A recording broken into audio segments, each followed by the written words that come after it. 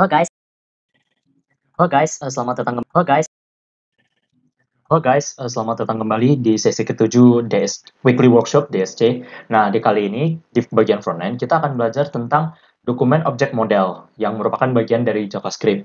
Nah, pada sesi kali ini kita akan belajar tentang apa sih dokumen object model itu, kegunaannya untuk apa, fungsinya untuk apa, web yang dinamis dan web yang statis itu bedanya gimana dan lain-lain. Nah, hari ini kita akan membahas itu semua dan berikut outline yang bisa dilihat di mana hari ini kita akan belajar tentang aku sebutnya DOM tree, kita akan belajar tentang selection, kita akan belajar tentang manipulasi DOM itu sendiri, kita akan belajar tentang event handling dan lain-lain. Nah, sebelumnya apa sih DOM itu? Aku coba jelasin dengan buka web orang. Misalkan aku buka web e-commerce. Nah, apa sih DOM itu? Kalian pasti belajar yang sebelum-sebelumnya itu tuh kebanyakan rata-rata semuanya statis. Nah, statis itu istilahnya apa? Statis itu istilahnya web yang tidak ada perubahan langsung. Tidak ada perubahan langsung yang dinamis. Dinamis itu kayak apa? Seperti yang maksudnya gimana dinamis? Dinamis itu kayak misalkan gini. Kalian bisa lihat ini ada slide banner, dia bisa berubah-berubah sendiri tanpa kita sentuh. Atau mungkin kita bisa berubah dengan kita neken tombol kayak gini kan, atau mungkin kita tekan tombol chat ini, nah muncul nih dia muncul pop up chat dan lain-lain. Nah itu semua nggak akan mungkin terjadi kalau kita nggak yang namanya mengakses DOM dan memanipulasi DOM tersebut. Nah untuk lebih detailnya atau teknisnya DOM itu apa? Mari kita coba inspect, kita pakai webnya langsung. Nah kita coba inspect, kita buka konsol. Nah habis itu buka konsol, kalian ketik misalkan dokumen. Nah, kalian enter. Ini aku perbesar, bentar. Nih, kalian bisa lihat kan? Enter. Nah, di sini kalian tadi aku udah zoom, kalian bisa lihat kalau itu ada tanda panah. Kalau kita klik ke bawah, nah dia itu tuh bakal memberikan kita istilahnya tuh HTML dari web ini. Nah, nanti HTML tuh ada apa-apa aja, ini bisa kalian cek sendiri istilahnya. Nah, ini semualah yang kita namakan sebagai dokumen object model. Nah, dokumen itu ya berarti website kita, isi website kita itu dokumen dibaca browser. Nah, nanti ada juga yang namanya Windows, tapi nanti dulu kita bahas ini. Nah, dokumen kan kalian ngerti nih. Dokumen itu berarti isi website kita. Sedangkan objek itu apa sih? Objek itu ya istilahnya tuh isi dari dokumennya kita. Jadi ya dokumen di dalamnya ada objek lagi istilahnya gitu. Nah, ini semua tuh untuk sekarang kalian anggap aja ini semua tuh objek. Walau sebenarnya nggak sesimpel itu. Nah, objek, terus kita itu nanti akan main-mainnya di ini, kita akan mengganti misalkan kok bisa sih gambar tuh bisa berubah-berubah ya karena kita manipulasi, kita main-mainin objek yang ada di dalam dokumen ini. Nah, nanti juga ada yang namanya Windows. Kita coba tekan Windows. Windows dong.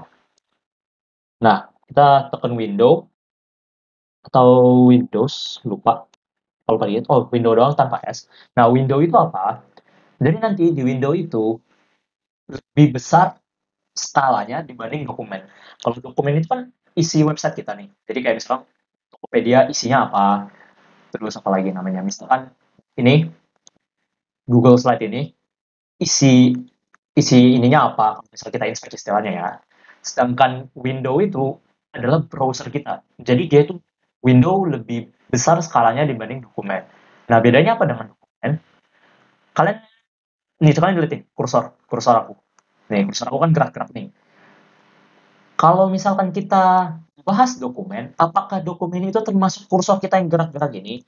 Nah, jawabannya kan enggak. Nah, jawabannya itu enggak. Dokumen itu ya berarti isi HTML kita seperti yang aku tunjukin tadi pas aku inspect elemen. Misalkan nih kita ada website, kalian kan sering kan ada website di mana kalau misalkan kalian scroll ke bawah baru dia tiba-tiba muncul dari string atau muncullah fade in, fade out atau kayak gimana atau mungkin dia munculnya tiba-tiba turun dari atas ke bawah. Nah, itu semua tuh bisa terjadi karena yang diakses itu bukan lagi DOM-nya, tapi window-nya. Itu sekedar trivia aja. Jadi istilahnya tuh window-nya tuh kalau misalkan kalian ingin tahu ketinggian misalnya kayak kursor kita tuh ada di mana sih posisinya, nah itu semua tuh pakai window, bukan pakai DOM lagi. Tapi window dan DOM itu hal yang bisa dibilang selalu dibahas bersamaan istilahnya. Nah, Itu sekilas untuk DOM. Nah, kita akan buka DOM tree. Nah, kalian kalau udah ngerti apa itu DOM, kita akan bahas tentang namanya hierarki DOM. Sesuai namanya hierarki, aku zoom dulu. Nah, kalian bisa lihat ini tuh ada dokumen, ada root, dan lain-lain. Ini tuh sebutannya node. Jadi tiap kali kalian ambil satu, misalkan kalian tuh ambil dokumen doang. Ya, misalkan, bukan salah. Kalian bisa ngambil ini elemen head doang. Ini tuh satu disebut node. Kalian misalkan ambil ini juga, ya ini namanya node kedua. Node kedua misalkan istilahnya. Walaupun nggak berurutan kok. Misalkan kalian ambil dua nih, kalian ambil dua elemen head dan elemen, bentar, maaf. Kalian misalkan ambil elemen head dan ambil elemen titelnya juga, itu tuh sebutannya node list. Jadi kayak node itu sendiri, node list itu kumpulan node. Nah, nanti juga ada namanya HTML collection. Bedanya apa? Sebenarnya HTML collection ini juga node. Bedanya HTML collection ini node yang khusus hanya elemen HTML. Nah, kalian kalau bingung elemen HTML itu apa? Elemen HTML itu elemen yang dipakai untuk membuat HTML seperti seperti body. Dan itu elemen HTML seperti H1 dan lain-lain, href. Terus, oh ya, nanti juga bakal sering dibahas tentang yang namanya parent, child, dan lain-lain. Aku yakin kalian udah ngerti. Misalkan kita ambil contohnya body, ini yang ini. Misalkan kita ambil body itu parentnya siapa sih? Ya, parentnya HTML. Childnya siapa sih? Childnya banyak. Ada ini nih, ada misalkan ada A, ada H1. Nah, itu sebutannya child. Kita nanti akan belajar, kita akan sering pakai kata-kata itu sih seharusnya. Nah, setelah kalian udah ngerti tentang HTML DOM ini, maka kita akan ngebahas tentang ini, DOM selection. Oh ya, jadi nanti kita akan belajar tentang ini semua ya kan. Nah, sekarang kita akan membahas tentang selection. Nah, sekarang kita coba pakai tag name. Tag name ini sebenarnya kita bisa kopas aja sih. Untuk yang class name ini kita kopas, kita ganti jadi variabel ketiga. Ini kita, misalkan kita mau ambil tag name P nih, semua yang merupakan P atau paragraf akan kita, misalkan kita ubah font dan kita ubah inner HTML ya.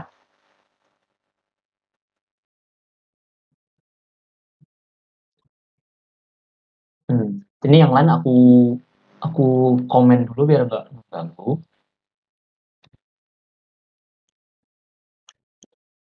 Nah, ini kita save. Nah, ingat tag name, maaf, aku belum ganti ini ya. Nah, ini tag name, kita nggak bisa kayak gini, ingat. Kita harus mendefine indeksnya. Seperti yang dipakai class name tadi. Misalkan aku, yang kedua deh. Atau maaf, yang kedua itu satu. Kita save, ini kita tulis jadi A, B, C, misalkan. Kita save, kita lihat. Nah, sekarang dia berubah. Paragraf, kayaknya kan aku paragraf kedua nih. Ya kan, indeks ke satu itu paragraf kedua. Paragraf kedua berubah fontnya menjadi 100 dan dia berubah tulisan tidak basic. Nah, gitu caranya. Kalau dengan tag name. Nggak gitu beda kan dengan class name. Oh ya, dan aku tadi ada sempat sebut kalau scriptnya itu jangan ada di atas. Oke, kita tes aja. Ini kita save. Kalau kita buka, dia nggak terjadi apa-apa. Kalau kita buka console, nih, cannot read property, bla bla bla. Ini tuh sebenarnya karena file JavaScript kita buka atau kita load sebelum sebelum dokumen kita itu ada. Nih, sebelum dokumen ini dibaca oleh browser, dia kan baca script kan. Nah, dia baca script, dia ambil get tag name by p, sedangkan dokumennya aja kosong di sini. Di line kedua tiga ini tuh dokumen masih kosong, belum ada isinya. Oleh karena itu, jangan taruh di atas, karena ada beberapa case di mana scriptnya itu ada di atas. Kalian kalau iseng-iseng buka web orang, kadang kalian pasti ngeliat ada script di atas. Itu kadang ada kayak gitu. Nah, sekarang ini jadi kayak gini lagi. Nah, sekarang mari kita bahas query selector. Query selector. Nah, di query selector ini, bedanya apa dengan ketiga yang lain?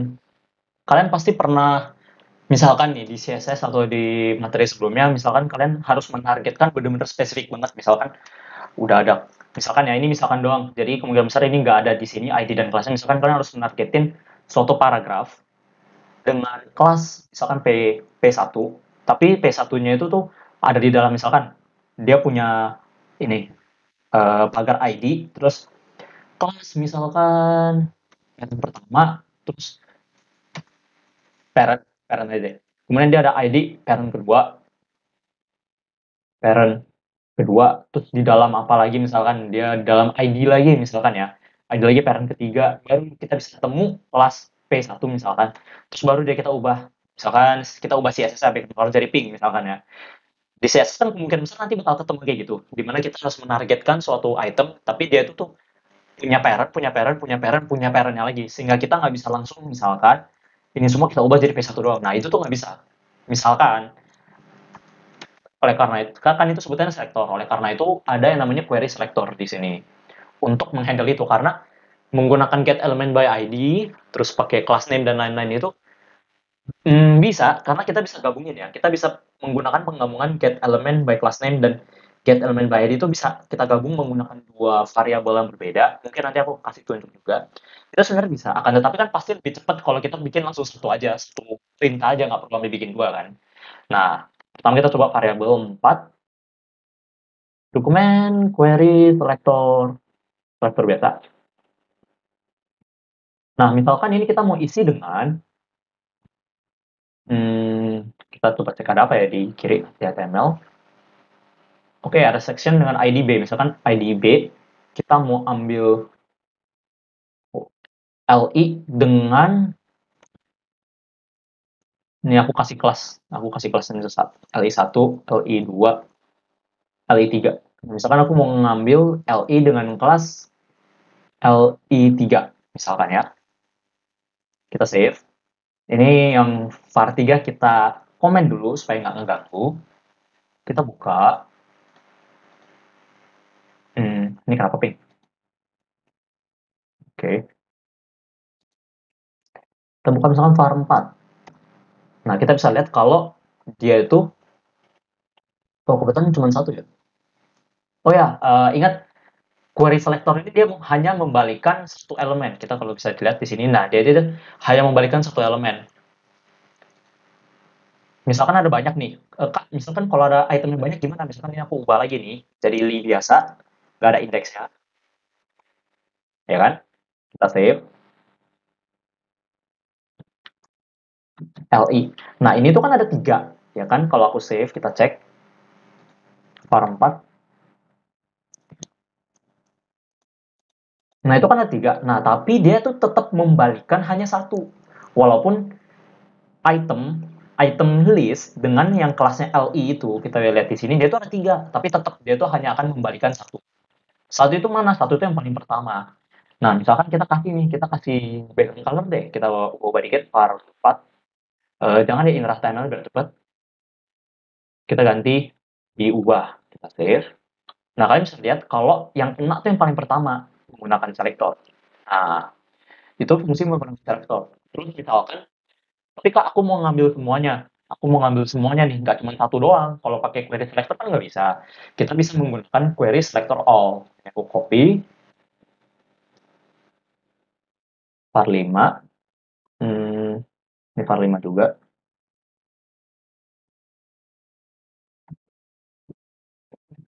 Nah, hanya aku giniin. Kalau kita save, kita buka.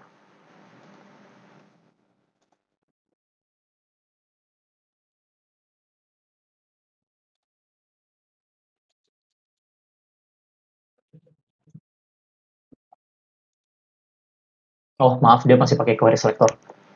Ini ternyata ubah jadi all. Pantas nggak muncul error. Seharusnya error soalnya.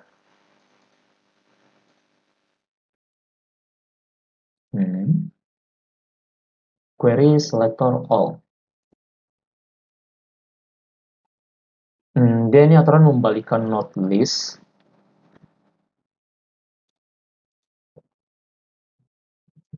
Nah ya, dia ngebalikin not list. Ini kita enter, kita bisa lihat dia tuh balikin not list. Jadi nggak jauh beda lah dengan HTML collection. Nah, dimana kalau misalkan kita mau ubah, ini ya, misalnya kita mau ubah warnanya deh. Kita mau ubah warnanya, style, color. Misalnya kita mau ubah jadi warna merah. Nah, kita bisa lihat kalau ini error seperti yang kita tahu tadi, karena ini array ya kita nggak bisa kayak gitu. Kita bikin loop atau kita pilih satu aja. Misalkan yang paling pertamanya dia kita ubah jadi red. Nah, sekarang kan jadi bisa nih. Kita lihat di sini dia udah berubah jadi red. Nah, akan tetapi kalian bisa lihat kalau dia itu pas query selector all dia tuh ngambil semuanya kan seperti kalian lihat tadi. Dia tuh ngambil semuanya nggak kayak query selector biasa. Nah, jadi bedanya itu aja dengan query selector versus query selector all bedanya apa? Kalau misalkan ditanya mana yang lebih kan ini pada ujung-ujungnya fungsinya nggak jauh beda. Ujung-ujungnya mirip-mirip aja semuanya. Kalau misalkan ditanya mana yang paling cocok dipakai, mana yang sering kepake, maka jawabannya itu sebenarnya tergantung. Tergantung penggunaan aja sih, mana yang lebih tepat. Jadi misalkan ada kasus di mana kita pakai query selector all lebih cepat, ya kita pakai itu aja. Kita nggak perlu misalkan pakai dua dua perintah yang berbeda. Kita pakai get element.id sama get misalkan by tag name juga bersamaan. Itu kita nggak perlu. Mungkin kita bisa langsung pakai query selector all aja langsung. Nah, mungkin itu untuk DOM selection. Setelah ini kita akan membahas tentang DOM manipulation. Ini kita untuk menambah kelas, kita bukan pakai set atribut lagi, tapi kita menggunakan yang namanya class list. Jadi class list. Nah, class list itu dia ada banyak. Dia ada ini, kalian bisa lihat nih ada add, remove dan lain-lain. Tapi untuk sekarang kita pakai add. Dan nanti aku akan jelasin tentang toggle. Ya, kalau add ya berarti kita nambah. Kalau ingat aja kalau add kayak gini, berarti kita nambah kelas. Kelas yang sudah ada tetap ada, tidak hilang, kita hanya nambah. Jadi kalau misalnya kita coba, kita pakai add, terus kita taruh misalkan namanya ini, oh maaf, ini kayak gini, kita save, kita cek lagi. Nah sekarang dia berubah nih. Sekarang dia mendapatkan style dari class.abc-nya dan juga class ini kelas barunya. Nah, kita kalau cek juga inspect misalkan console var 1 ya kalau nggak salah. Nah, kalian bisa lihat nih di sini sekarang dia tuh kelas ABC-nya nggak hilang, dia ditambah menggunakan ini kelas baru. Nah, kelas list ini kita tadi kan lihat ada banyak. Bisa juga remove. Misalkan remove, yang di remove itu ABC. Ya kalian ngerti ya apa yang terjadi. Kita save coba. Nah, ini kan merahnya berubah. Nah, ini dikarenakan kelas ABC-nya sekarang diubah. Kita buka coba sekarang. Nah, kalian bisa lihat kelas ABC-nya ngilang kan. Kemudian ada nih yang kayaknya yang paling sering dipakai ya, seingat aku. Ini akan paling sering dipakai lagi namanya toggle. Toggle itu apa? Toggle ini lumayan sedikit unik kan dibanding yang lain, add dan remove tadi. Toggle ini kalau misalkan kita kasih kelas namanya ini, namanya kelas toggle. Nah, ini itu kalau misalkan di var 1, which is var 1 itu kan isinya kan kita query selector yang ngambil judul.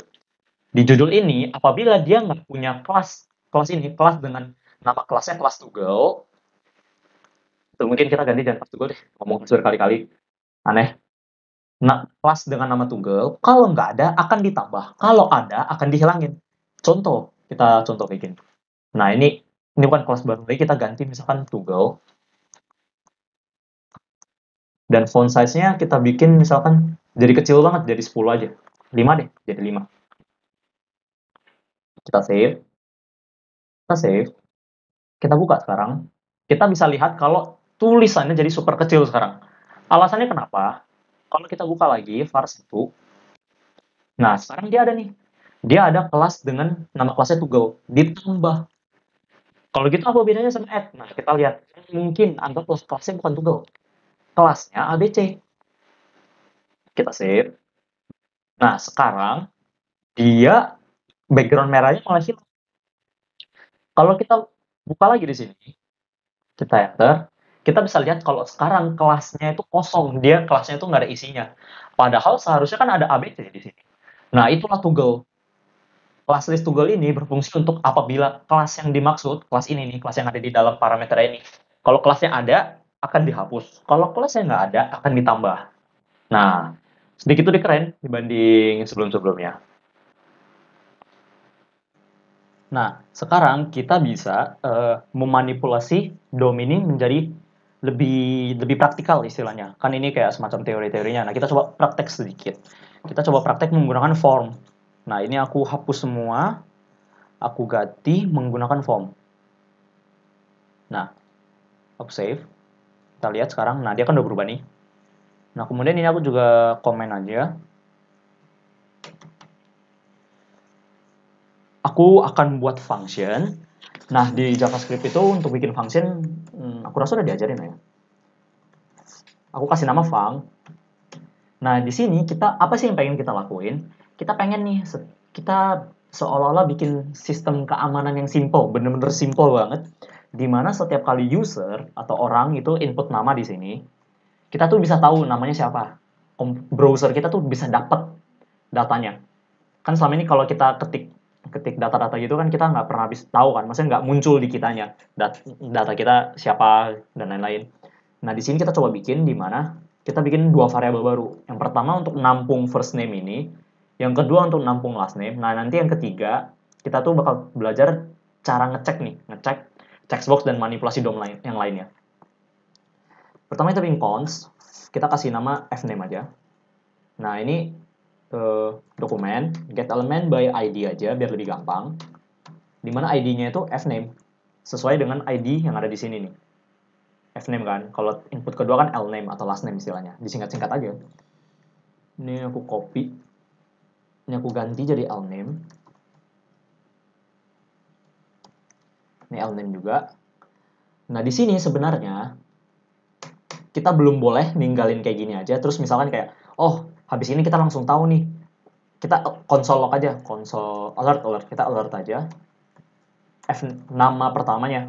Misalkan. Nah, ini di formnya, di inputnya itu aku udah kasih on click. Ini ada on click. Setiap kali diklik, ini tuh namanya add event listener yang akan kita sedikit dalami nanti. Cuman aku bahas sedikit di sini. On click ini artinya setiap kali diklik, setiap kali tombol ini diklik, dia akan mengaktifkan function ini atau manggil function ini. Maaf, cukup kan? Dari script yang sudah ada. Dan kemudian setelah dipanggil, dia tuh akan return false.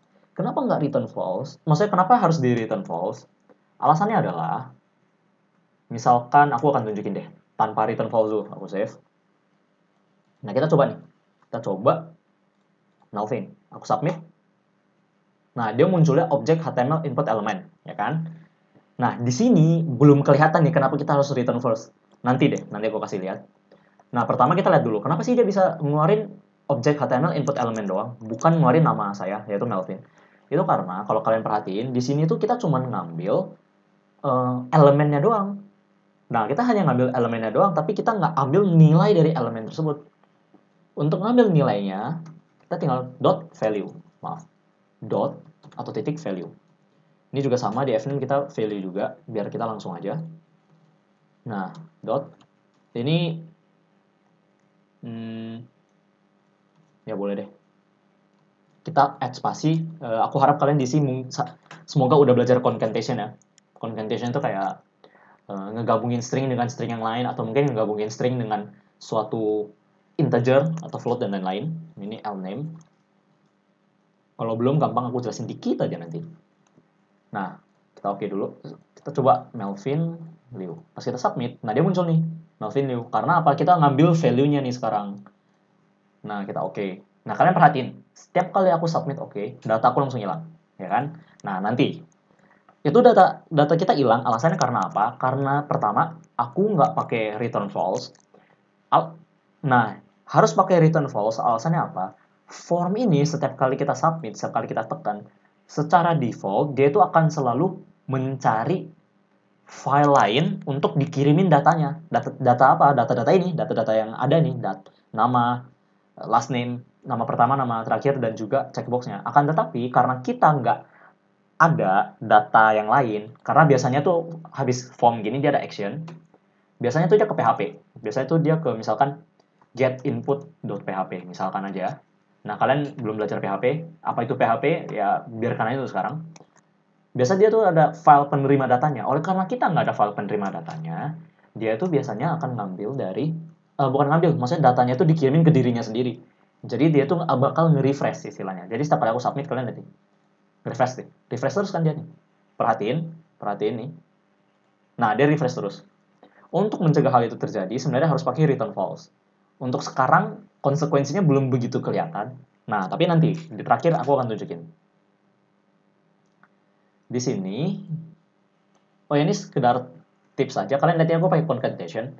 Sebenarnya concatenation ini cukup tinggalkan aja di JavaScript ya. Kalau di bahasa pemrograman lain, mungkin jangan diikutin.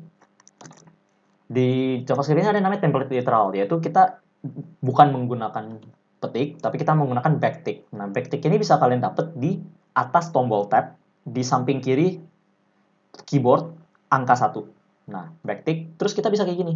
Kita bisa manggil variabelnya dengan cara seperti ini.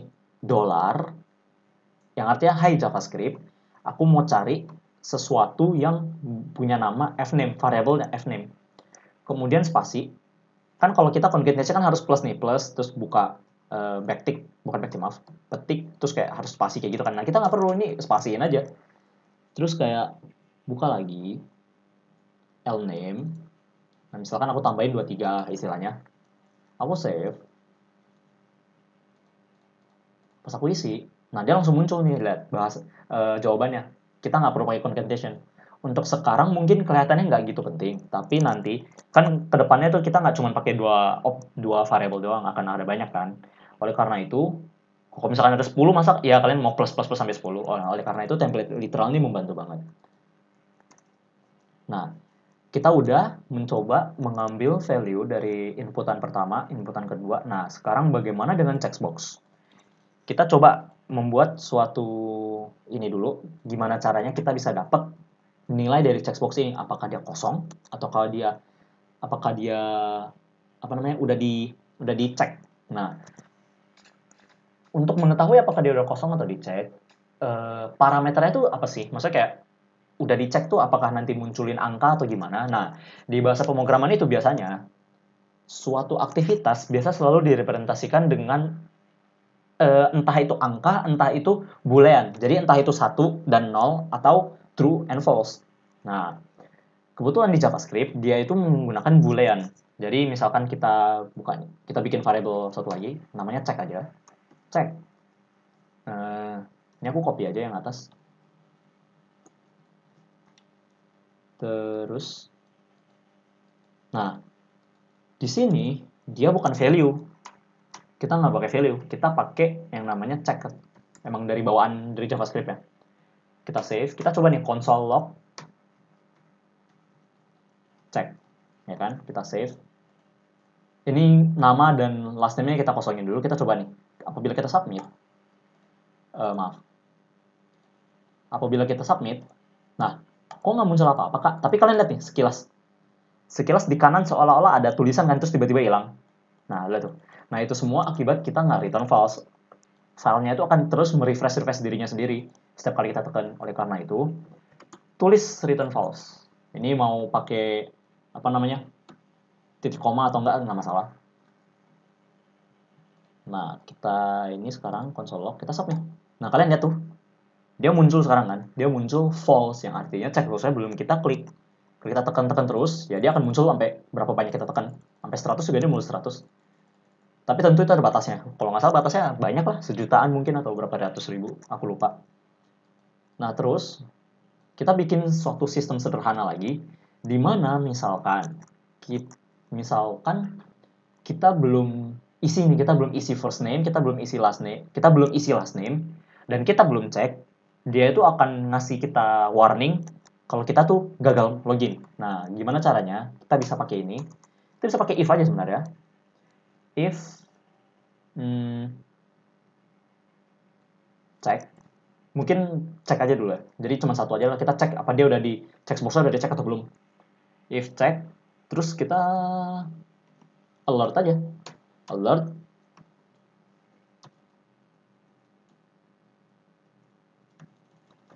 Nah, kayak gini. Kita save. Kalau misalkan kita submit tanpa dicek, dia akan alert.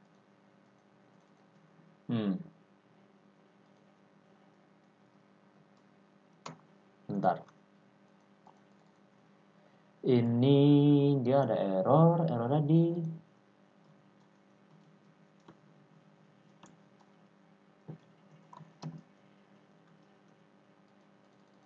nggak ngefek ya. Oh sorry, ini kenapa lname? Seharusnya ini tuh checkbox. Oh dari tadi aku salah ID ya, maaf ya guys.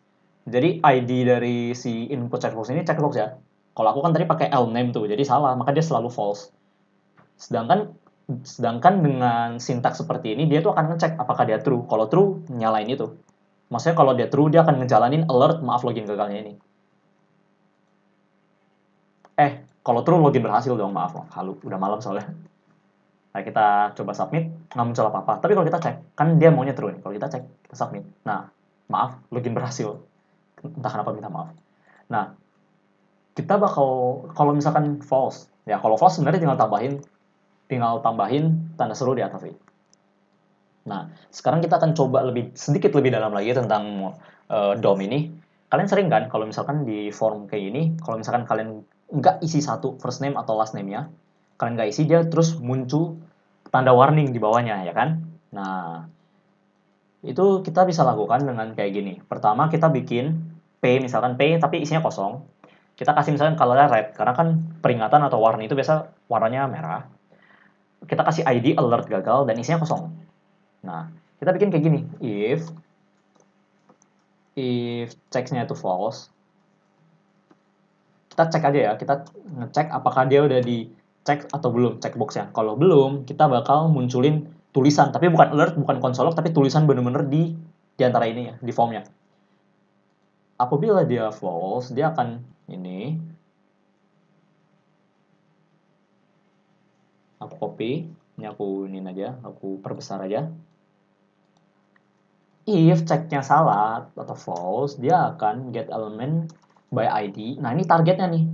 Target yang kita mau tuju apa? Warningnya kan. Warningnya itu ada dengan ID alert gagal kan. Nah, ini kita incar ID-nya alert gagal. Nah, kalian ingat untuk mengubah tulisannya itu tuh inner HTML. Inner HTML kita jadiin maaf checkbox belum dicek. Nah, kita save coba. Apabila belum dicek, nah belum dicek nih aku submit. Nah, dia muncul nih. Dia muncul tulisan maaf checkbox belum dicek. Nah, nah ini kan P-nya di dalam form. Anggaplah kita maunya tuh P-nya tuh di bawah submit-nya, di bawah submit misalkan. Aku taruh nih di luar form. Aku save. Aku submit lagi. Nah, dia bisa kayak gini juga. Terus, nah itu sih simple ya sih. Itu manipulasi DOM yang lumayan simple. Nah, nanti kita akan belajar tentang manipulasi DOM yang sedikit lebih advance lagi. Sekarang kita akan coba menggunakan DOM yang sedikit lebih advance, yaitu bagaimana caranya misalkan kita ingin menambahkan elemen ke dalam suatu ini tanpa kita bikin. Kalau tadi kan kita bukan menambahkan, istilahnya kita hanya mengganti isinya, karena kalian bisa lihat di sini tuh kan udah ada nih sebenarnya. Aku gedein di kiri. Di sini tuh sebenarnya kita udah sediain kan suatu elemen yaitu P yang isinya tuh kosong, tapi nanti isinya tuh kita isi. Gimana caranya kita bisa bikin itu? Maaf, aku cukup kan. Gimana cara kita bisa bikin itu tanpa kita bikin elemennya dulu? Jadi elemennya benar-benar dibuat dari JavaScript juga. Nah, caranya adalah dengan kita manipulasi DOM dengan metode-metode ini. Aku akan coba jelasin dulu. Create element itu artinya kita menciptakan elemen baru. Elemen baru yang aku maksud itu seperti ini.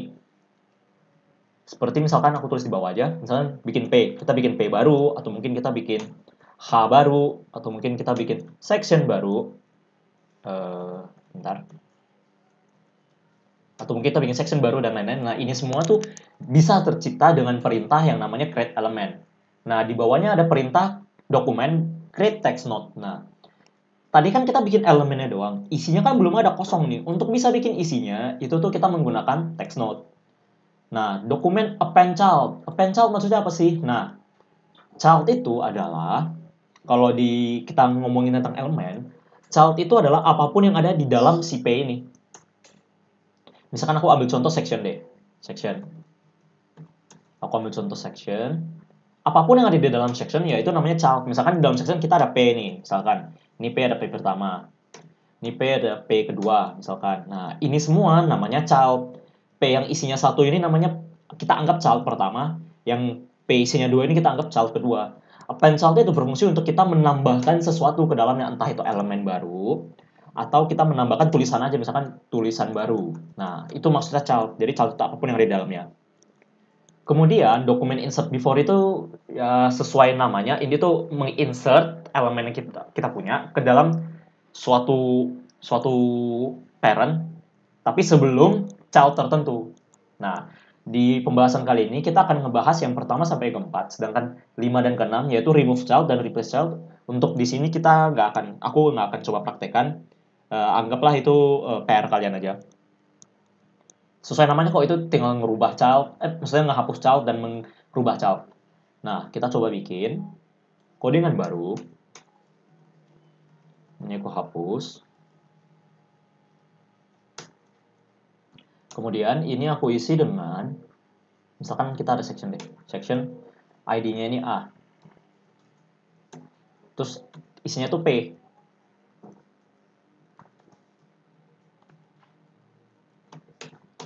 Nah, kita bikin 3 aja dulu coba. Nah, kita gini dulu aja. Gimana caranya kita bisa menambahkan paragraf baru tanpa mengotak-ngatik HTML, tapi menggunakan JavaScript. Nah, kita bisa geser lagi. Ini kita perbesar lagi scriptnya. Ini aku komen dulu aja.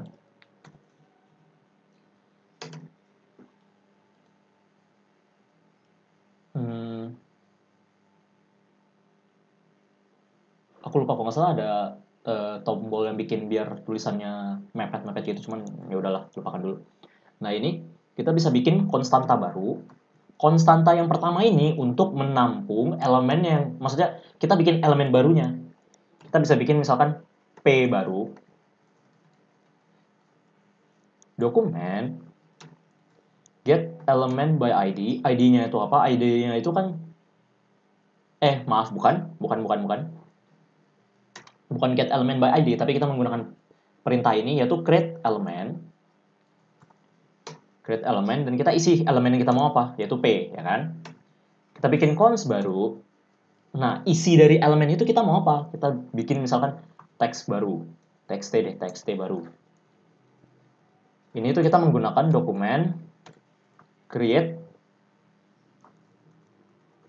text node. Nah, isinya itu ya misalkan aku mau isi ini teks, ini P baru dari JS misalkan. Nah, kita udah bikin nih, tapi kalau kita save, dia belum ada perubahan. Kita bisa lihat dia nggak ada perubahan. Karena apa? Pertama, kita belum menggabungkan isi teksnya dengan elemennya. Kita bisa gabungkan dengan cara seperti ini. Kalian kalau lihat, cara pakainya adalah, kalau mau append child, kita ambil dokumennya dulu. P baru. Kita append child, atau kita tambahin isi childnya dengan menggunakan txt baru. Nah, kalau misalnya kita save, kita cek nih, di sini kita coba inspect. Text bukti baru is not defined. Oh ya, ini aturan B-nya huruf besar ya. Kita save. Nah, dia aman. Coba kita lihat P barunya. Nah, kita kalau buka, lihat nih, dia ada isinya nih. Ini P baru dari JS. Apabila kita hapus, misalkan, ini aku hapusnya append child-nya, kita save lagi, P baru lagi, kalian bisa lihat kalau dia tuh cuma P biasa tanpa ada isi apa-apa, ya kan? Nah, oleh karena itu tuh butuh append child istilahnya. Kemudian kita bisa memasukkan ini ke dalam ininya dengan cara kita harus mentarget parent-nya dulu. Parent-nya siapa? Di sini kan parent-nya section, ya kan? Parent-nya itu section dengan ID A. Kita bisa bikin konstanta baru. Kita bikin ini apa namanya? Tambah aja, namanya tambah. Dokumen get element by ID. ID-nya A. Kita udah ambil. Terus kita bisa append child dengan cara kayak gini, tambah append child itu kita tambahin dengan P baru. Jadi maksud dari codingan ini apa? Aku coba zoom dulu. Maksudnya adalah pertama kita bikin dua variabel, yaitu P baru untuk menampung elemennya, dan variabel text T baru untuk menampung isi dari teksnya, ya kan? Nah, kemudian kita append child di paragraf elemennya supaya supaya P-nya itu ada isinya. Nah, sekarang kita ambil sectionnya, parent-nya, kita mau tambahin P-nya ke dalam sini nih. Biar seolah-olah kayak dia ada P, terus ini ada isinya yang kita ketik tadi. Tapi menggunakan JavaScript. Nah, kita bisa pakai perintah seperti ini. Kita save aja. Udah di save. Nah, kita lihat sekarang dia udah ada nih. Ini P baru dari JS. Misalkan aku ganti, ini bukan P baru. Misalkan aku ganti ini dengan ABCD. Aku sembarangan tulis. Kalau kita save, ini kalian bisa lihat. Misalkan aku save di... nggak bisa ya. Terlalu ini.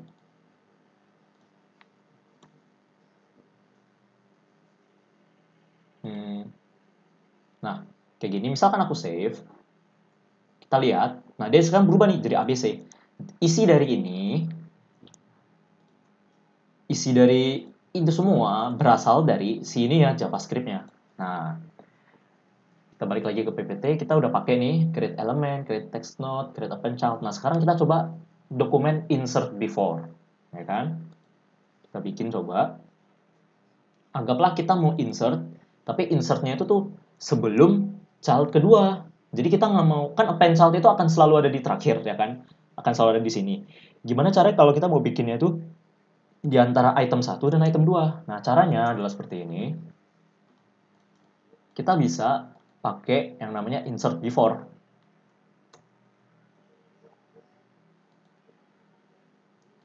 Kita harus kasih kelas dulu. Misalnya kita mau taruh sebelum ini target. Aku kasih nama kelasnya target ya di sini untuk item kedua. Nah, kita nggak bisa pakai get element by ID lagi, tapi kita harus pakai query selector. Karena kan nanti kita mau select selektornya. Dokumen query selector di mana kita mau ngambil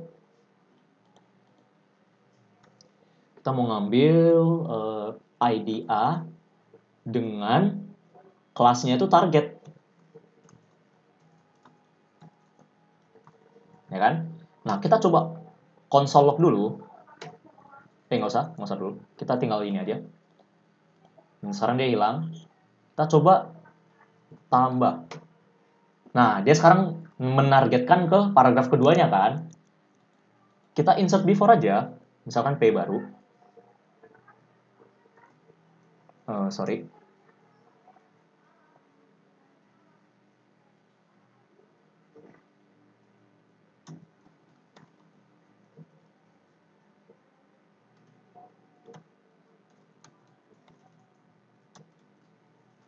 Nah, ini kita tinggal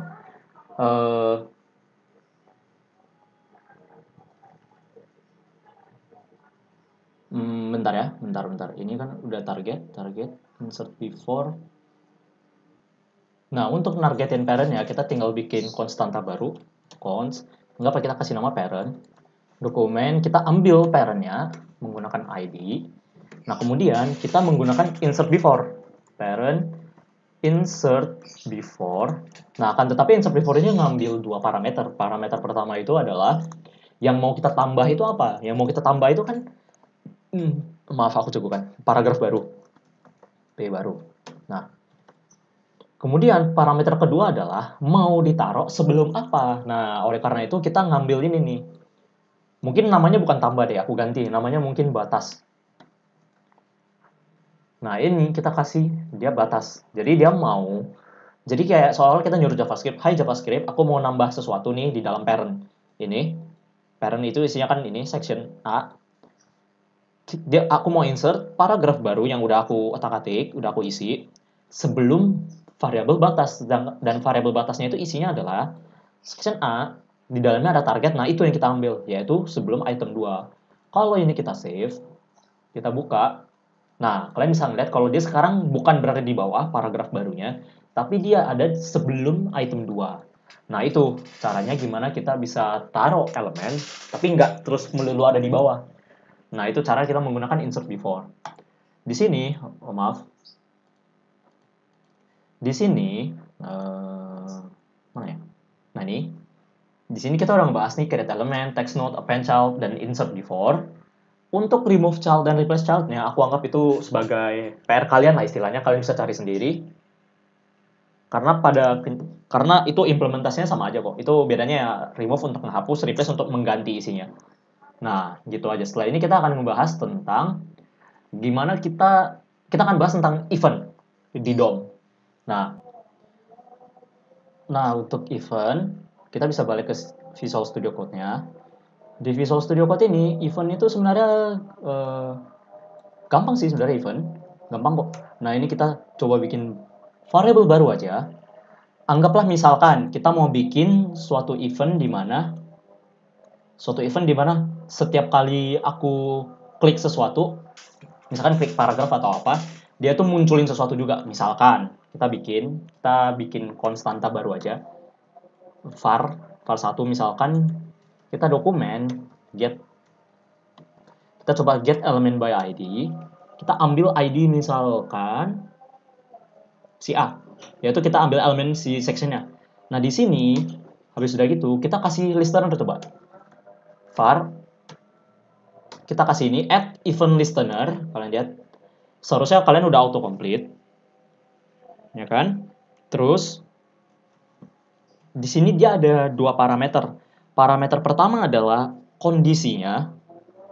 Parameter pertama itu kondisinya, entah itu klik, entah itu mouse over, mouse enter, dan lainnya. Itu banyak. Itu eventnya ada banyak, kalian bisa cek di internet. Tapi di sini aku pakai 2 atau 3 aja. Aku bisa kasih contoh, coba klik. Kemudian yang kedua, ini kita tulis functionnya. Maksudnya setiap kali event ini berjalan, apa yang pengen kita jalanin, kita kasih function aja di sini, function. Nah, kita langsung kasih aja kondisi functionnya di sini. Misalkan dia mau var 1 style, terus background color, anggaplah dia mau ubah jadi warna biru. Misalkan ya, kita save. Oke, dia nggak ada error. Nah, kalian lihat, bentar. Setiap kali aku tekan ini semua, dia akan berubah, ya kan?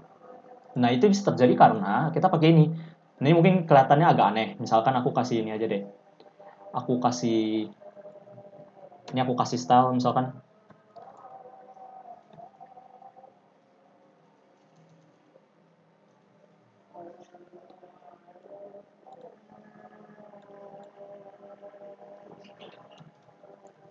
Aku kasih background color misalkan aqua. Save. Kan ini aqua nih. Aku pengen bikin suatu event di mana kalau aku tekan ini, dia itu akan berubah warna. Dia akan berubah warna nih. Kita bisa pakai seperti ini. Ini kita get elemennya bukan A lagi, tapi kita pakai kita ganti ini jadi ID deh. Coba kita ganti ini jadi ID. Terus ini kita get element by ID pakai target. var 1 bla bla bla. Ini kita ganti jadi red, coba.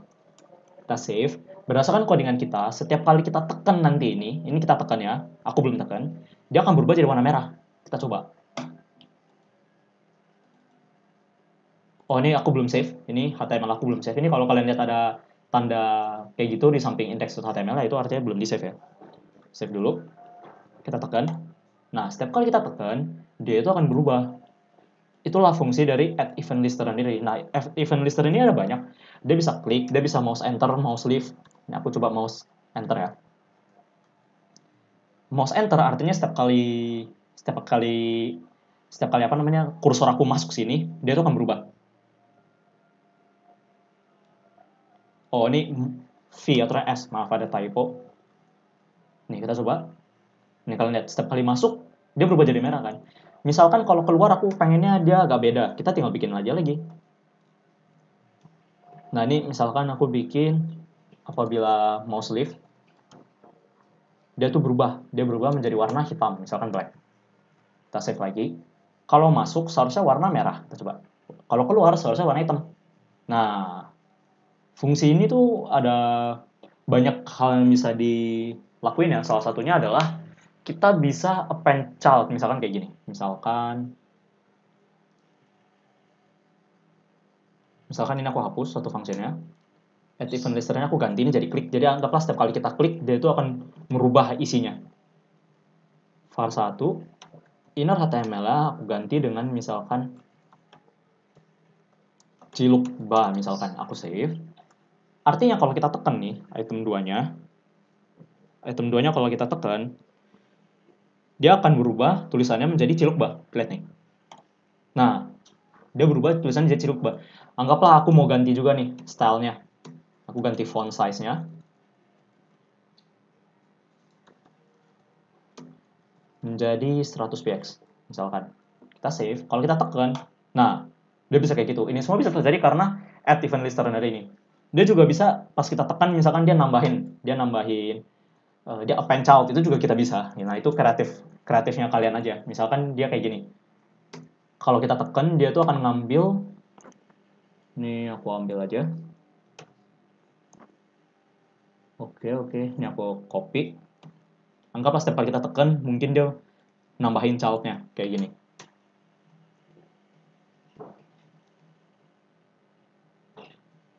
Create element P, teks baru, anggap dia create text node, P baru.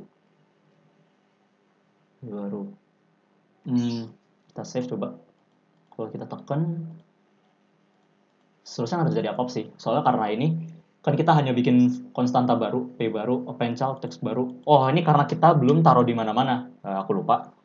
Kita kalau mau taruh, kita tinggal gini aja. Const, misalkan, ini var1-nya aku taruh di dalam. Maaf, nggak. Salah, ini aku bikin baru aja var2. Dokumen, nggak usah. Maaf, ini aku agak error dikit. var1. Ini kita tinggal append child aja. Kita tinggal append child, P baru. Ya kan? Kalau kita save, artinya codingan ini akan membuat setiap kali kita tekan, ini nih, si item 2 ini, yang kita targetin, dia itu akan nambahin teks baru. Contoh kita tekan. Nah, dia itu akan tambah teks baru. Tapi teks barunya itu ada di dalam si P barunya ini juga. Jadi makanya dia ada kayak gini. Setiap kali aku tekan nanti, dia akan nambahin terus. Nah, itu salah satu contoh sih kita menggunakan add event listener. Selain klik dan mouse over dan mouse leave ini sebenarnya masih ada banyak. Kadang ada, biasanya dipakai untuk form sih. Untuk form dan untuk game lah istilahnya. Nah, paling itu aja untuk pembahasan tentang DOM. Untuk pembahasan DOM ini, kalau ada pertanyaan mungkin boleh ditanya ke grup public atau grup effort. Nah, thank you yang udah ngedengerin tentang penjelasan yang benar-benar singkat tentang DOM ini. Ini masih belum full banget ya, karena kalau mau belajar DOM full banget itu mungkin akan makan waktu lumayan lama sih. Maksudnya materinya tuh lumayan banyak, seingat aku kalau untuk DOM. Dan ini JavaScript ini lumayan penting ya, soalnya kalau untuk tren zaman sekarang, apa namanya? Maaf, itu ada video tadi. Nah, untuk tren zaman sekarang tuh kan biasa rata-rata pakai framework tuh. Framework JavaScript, entah itu Vue, React, dan lain-lain. Yang nanti kalian akan belajar juga di sesi selanjutnya. Itu tuh bakal banyak banget lah menggunakan JavaScript. Bener-bener harus paham core basic dari JavaScript ini, terutama DOM ini. Nah, mungkin sekian untuk itu. Thank you yang udah stay sampai akhir. Semoga aku harap apa yang kalian pelajarin hari ini sih akan berguna banget ke depannya. Thank you.